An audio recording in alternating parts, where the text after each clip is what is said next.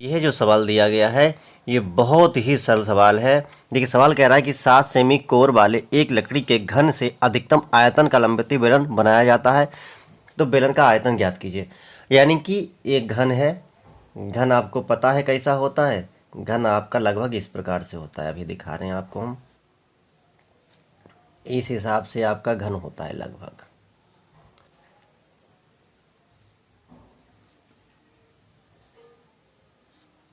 इस हिसाब से आपका लगभग घन होता है।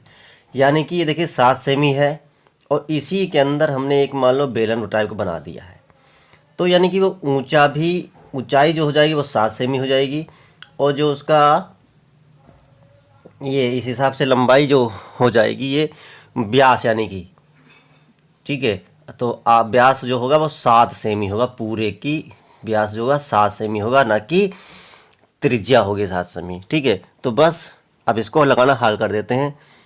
तो अधिकतम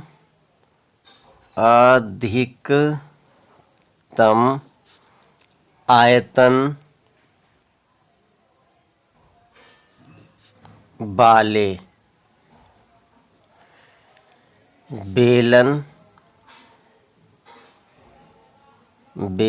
के आधार का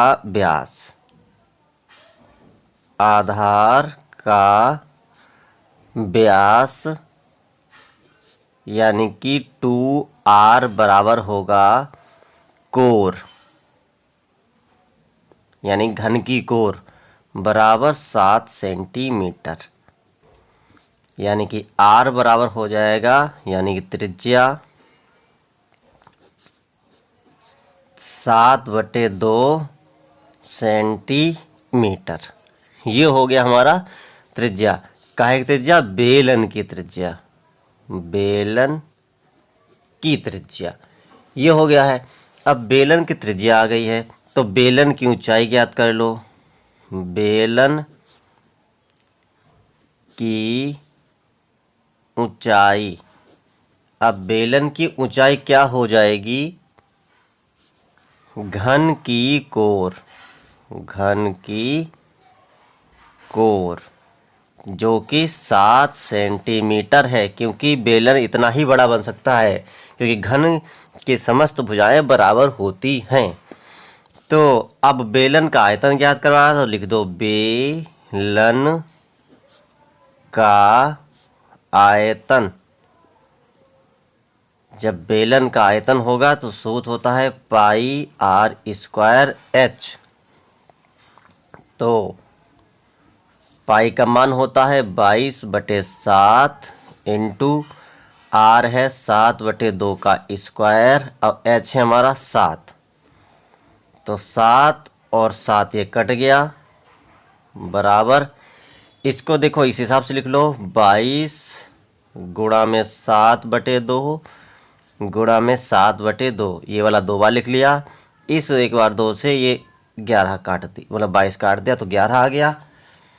अब देखिए 7 सत्ते हो गया हमारा 49, 49 और 11 की हो जाएगी गुणा, तो 11 नेम 99 हासिल 9, और 11 चौक 44 और 9 53/2। अब इसको लेते हैं काट, ये सेंटीमीटर क्यूब आएगा। अब इसको हम काट लेते हैं तो देखो क्या आता है, 2 × 2, 2 दूनी 4 बचा 1 हो गए 13, 2 छंग 12 बचा 1 हो गए 19, 2 नेम 18 बचा 1 लगाया पॉइंट हो गए 10, और 2 पंचे 10।